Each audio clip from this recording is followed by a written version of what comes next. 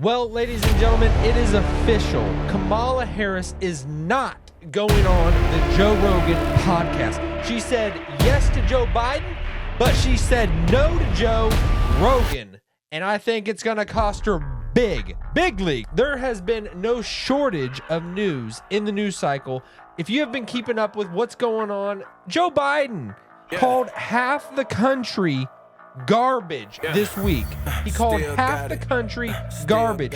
If you are voting for Donald Trump, in the eyes of Joe Biden, you are garbage. I don't know if you knew that. This might be the last election we ever see as United States citizens. Elon Musk has said this might be the last election that the United States has. So if this is the last election, if we go blue, completely blue as a country, I actually think it might not be the end of the world. Came in the way that I'm leaving. Came in the wave at the people. B-I-G-I, stampede away from an equal. When you gotta get it, buckle down and handle business, and you know to play your role, just in case you don't get to a sequel. I gotta be very careful how I phrase this. Very careful. Because I obviously want Trump to win. I obviously want... I don't care about Republican, Republican.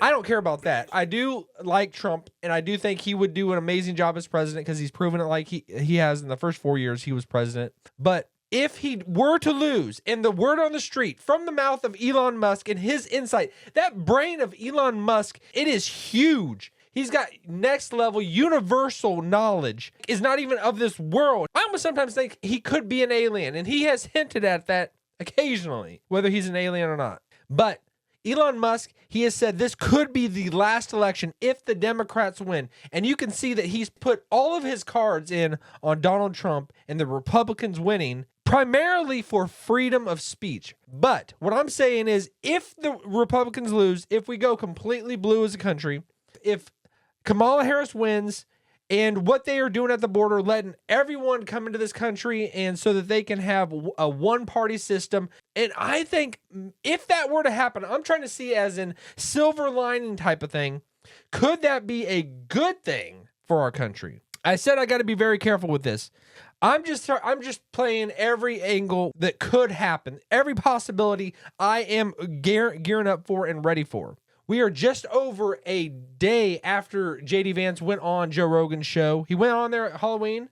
It's at just over 10 million views. I'm just absolutely blown away that Kamala Harris turned down that offer. Actually, her campaign, I think it's more her campaign. I don't know, when you get into politics, you just have people that are just PR animals. So I got to get this out there. Because him going on the Joe Rogan podcast, like, they were just like a couple kids just cutting back, just cutting loose. He is freaking smart, man. He is so eloquent, such a good speaker. He says what he means and means what he says. He literally is like that. He's polished in a lot of ways as a politician, but really, I mean, he says what he means. He's almost like open and honest completely, like almost Donald Trump level. I mean, if you saw the vice president debate between him and, is it Tim Walz?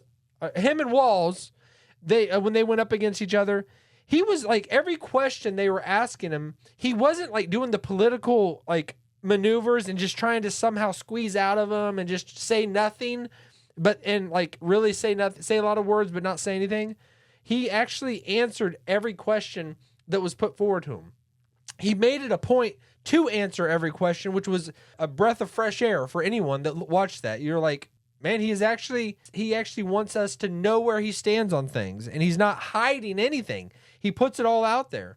And if you watch this podcast or listen to it with Joe Rogan, it was just so good. And I think Joe Rogan loved having him on because they jived really well together. And in the first 24 hours, it almost hit 9 million views. It hit 8.5 million views on YouTube. Now, when we're talking about views, YouTube is a proportion. It's a fraction, but it's a big portion of the pie. I listened to it on Apple Podcasts. But I mean, all the other ones that are out there that people had access to, it went out, into the airwaves. Everyone has it. And if you've watched it yet, I would highly encourage you to watch it. Definitely go watch Trump's interview first, no, without question, because you might only have time for one. But so watch his first, but you got to check out JD Vance's on when he went on the Rogan podcast. JD Vance going on Rogan's podcast. I mean, they were like two kids just in the playground, just talking, man. It wasn't too hard having the conversation flowing with JD Vance because they just went off on so many different things. And Joe Rogan, he asked straight questions, like policy questions, if you're into that kind of thing. But also, I mean, we saw a side of JD Vance that I hadn't seen. I mean, he made it known that he cusses like a sailor, and he got that from his grandmother, who was a devout Christian, but who also cussed like a sailor. So JD Vance, he goes on the Joe Rogan podcast. They started off, and we're not going to dissect this as much as we did in depth with Trump's conversation with Joe Rogan, but we are going to hit a few high points from the get-go. I mean, there was not a dull moment, really. The whole conversation keeps you engaged. You don't really zone out much. JD Vance and Kamala Harris are like the opposite extremes of JD. Every word JD Vance is saying is meaningful and impactful and has just substance to it. And then Kamala Harris, she has a gift almost of being able to say so many words and to just go off on so many different tangents and say out so many things, but yet say nothing really substantive. She's able to just say so many things without saying anything. Every word JD Vance says, it's like it means something. It's not fluff. It's not fluff. And it's hard not to be a fluffer. I don't want to be a fluffer. No fluffers. I don't want to be a fluffer, but it's hard. It's hard because you fill the air when you don't have something to fill it with. You fill the air with fluff when you don't have something to fill it with. And Kamala Harris, she is saying real words, and real words that like in a sentence would line up one after the other, but they're not making an overall point. They're just saying things for the purpose of saying words and filling the air. And JD Vance just makes the point. He's like, what worries him is that if Kamala Harris wins, that she would be the one going in front of and represented us in front of world leaders. And what's she going to say when she's in those rooms having those conversations? I just see Kamala Harris as she wants power for the sake of power. To me, that's what it seems like. I don't know people's hearts. We don't know people's hearts. We honestly, nobody does. We don't know nobody's heart. We don't know what's actually going on in their mind, what's driving them to do what they do and what they really believe. We can kind of get that from what they say, but to me on the outside, it looks like Kamala Harris wants power for the sake of power. All right, so Rogan starts it off with asking Vance, what was it like when Trump selected you to be his running mate?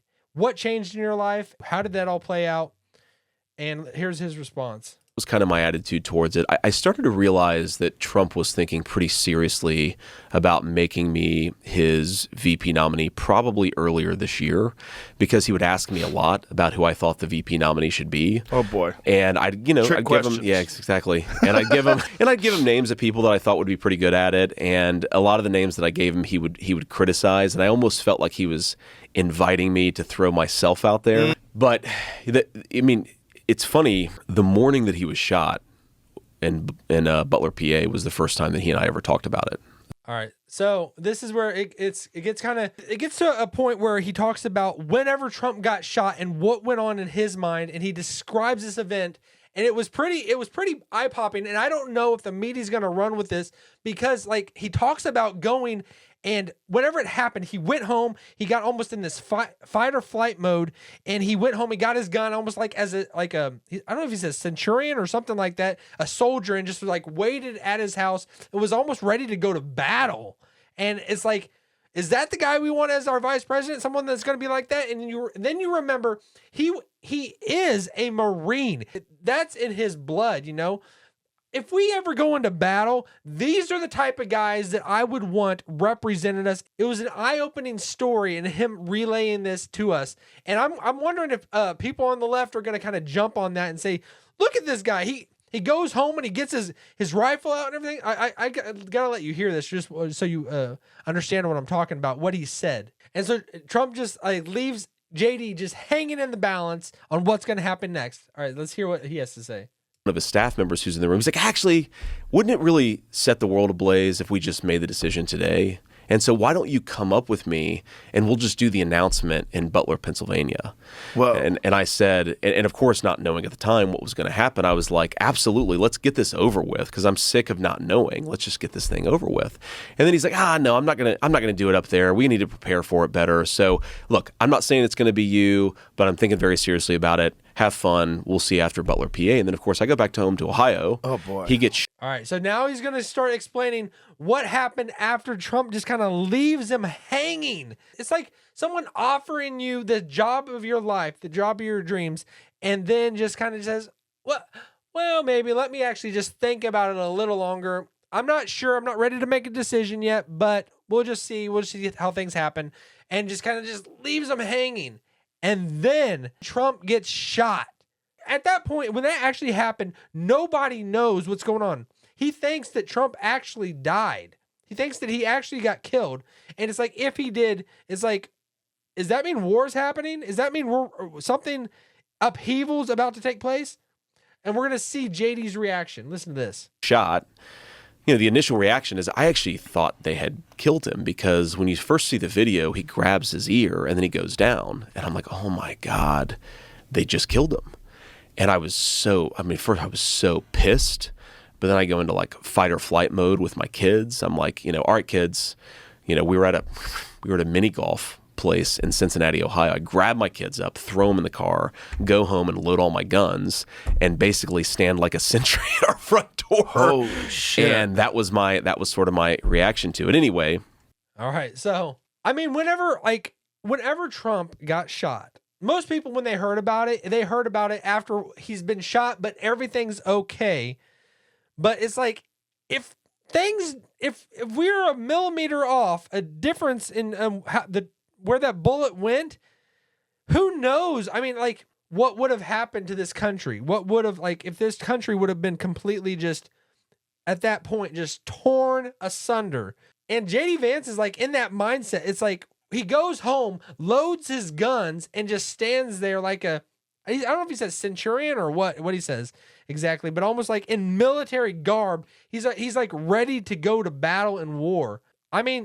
Honestly, that's the type of person I want leading our country. That's the type of person that I want to have the helm, to be running the show, Somebody that is not afraid and is going to actually fight back, that is going to be ready to fight in whatever situation we find ourselves in. Someone that's not going to back down. He's not going to back down whatsoever.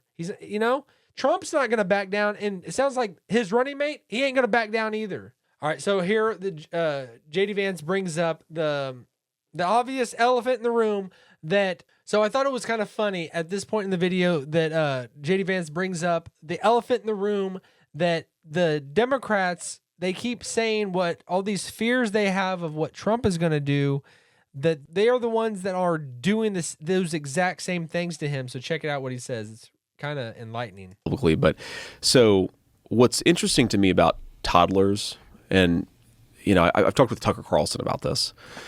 Toddlers lie in a way that's very different from how everybody else lies, right? So if you're telling a lie, normally, hey, did you do that thing?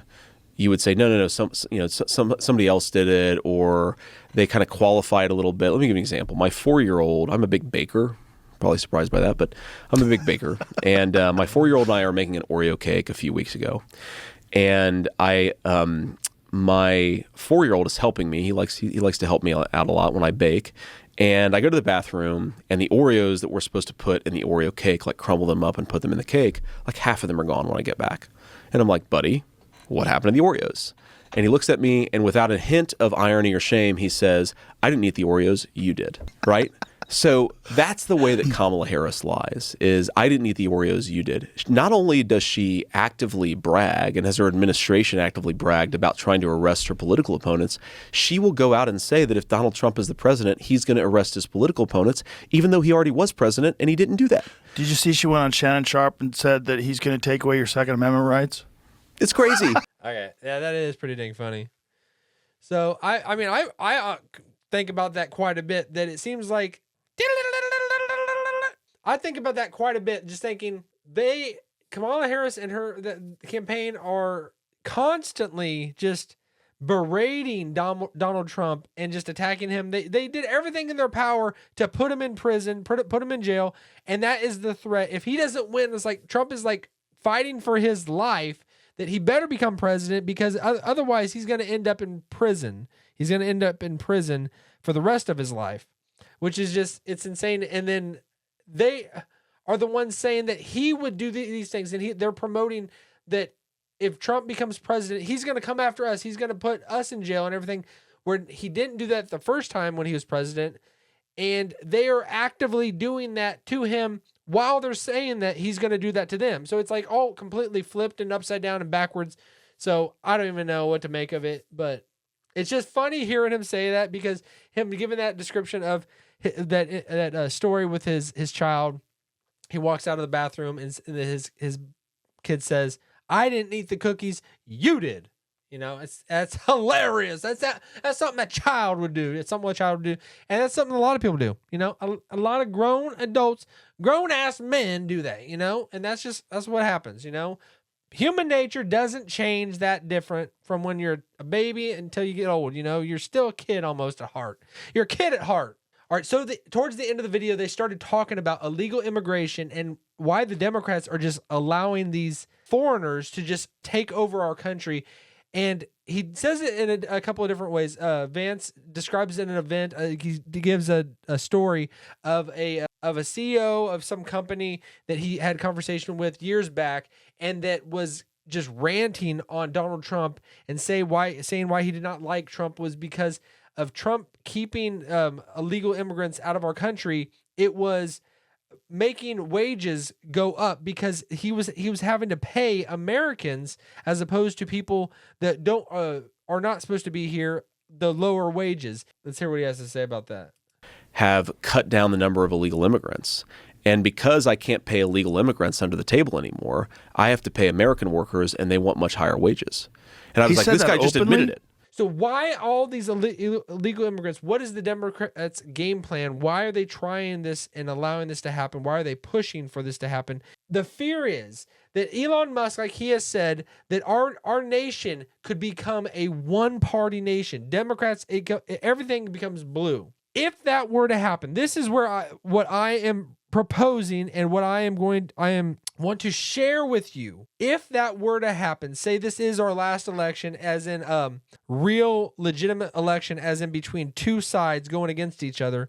If the blue, as in the Democrats, completely overtake our government and it becomes, we are a one-party nation, I honestly think if that were to happen, I'm still rooting for Trump. I want him to become president. But if that were to happen, I don't think it'd be the end of the world. I don't think, and because, like I have said in many of my videos, I am not for Republican or Democrat, either one whatsoever. I say let the parties dissolve. Let the parties just completely go away and burn down. Let them just completely just not exist anymore. Because I am not for one side against the other. If we all become blue, say the whole nation becomes Democrat, we're all Democrats, whatever. Then it's just one party. Let it be that, and just then let ideas reign and let them reign. And it's like, let people that were Republicans on the other side, let's just all come under one tent and no more parties. And if that's what it comes to, as in one nation, that we become of one party, I think that's the way it should have been from the beginning. And if that's what it takes, as in the Democrats win and let them rue the day, that they will absorb the whole nation, let us all become that.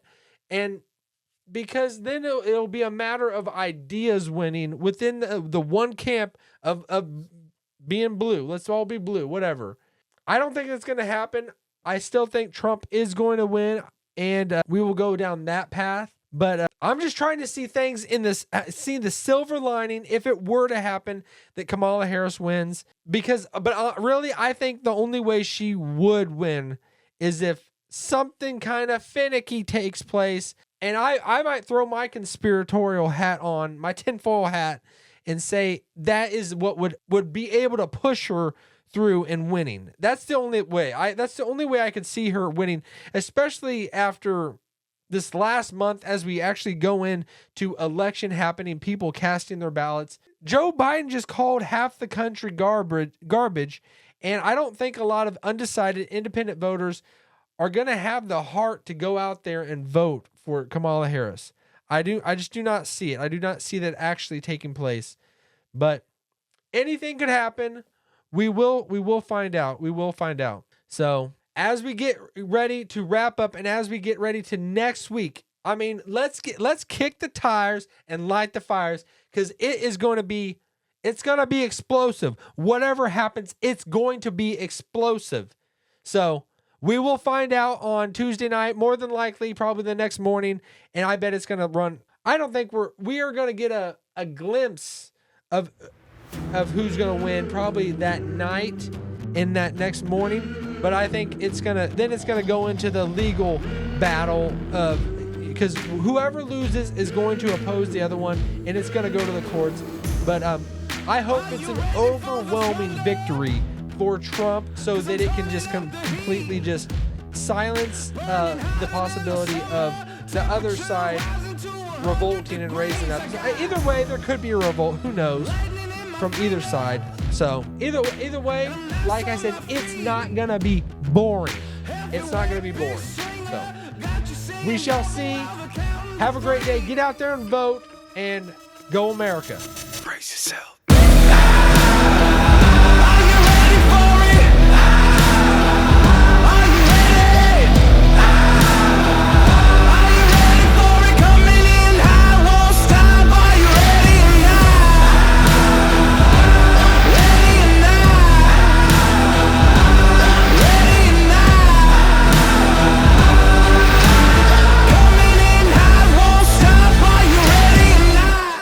Hey, thanks for watching. If you enjoyed this video, don't forget to give it a thumbs up and share it with your friends. And if you're new here, hit that subscribe button and click the bell icon so you never miss an episode. Your support means the world to me, and it helps keep the content coming. Until next time, stay blessed and keep shining.